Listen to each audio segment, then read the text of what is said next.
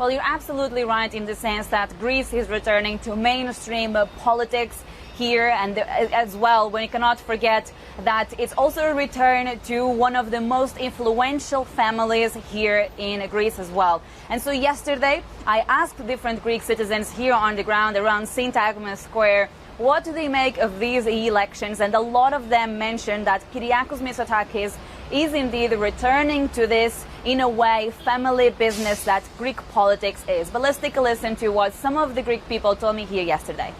I have no trust in him. I have no trust in his party. His party is quite corrupted. I think they have a debt of 200,000 million euro to the Greek state. Many of his candidates, they have frauds. Maybe the Macedonian is the problem. The other is that he didn't do what he promised. He told so many lies and big lies, and that's the main reason. And because people are not voting about who is going to be the best prime minister, they are voting on who is going to be the less worse. He comes from a family that has been in politics for so many years, and nobody did anything good for this country. They are who brought this country to this, to how we are today. And I don't know if he has ever worked in his life to know what's really going on. That's a very serious issue. I mean, someone who hasn't worked doesn't know what's going on. So in some of those vox pops, we hear some Greek people saying that the fact that Alexis Tsipras did not get re-elected had to do with the austerity measures during the bailout program. They had to do with the deal that Greece achieved with North Macedonia over its name. There's still some opposition against that deal still in Greece. And as well, we cannot forget that there were a lot of wildfires last summer, last July, in fact, here in Greece. And that was also a very dramatic moment for a lot of Greek citizens, and some of them blame Alexis Tsipras for that.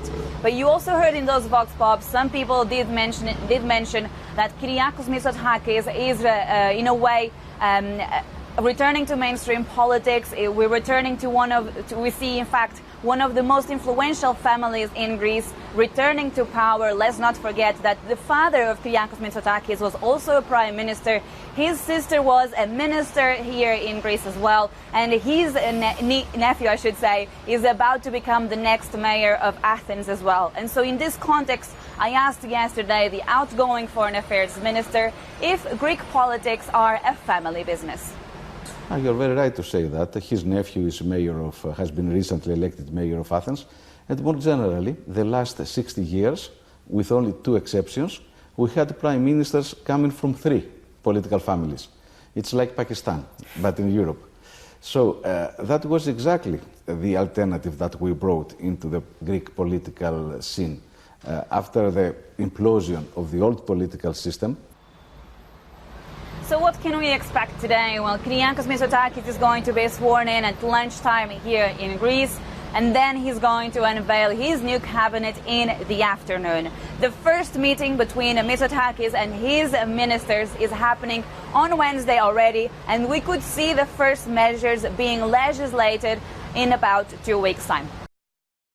Hi, I'm Joanna Bersecci, and thank you for watching. You can check out more of our videos by clicking on the boxes on the screen.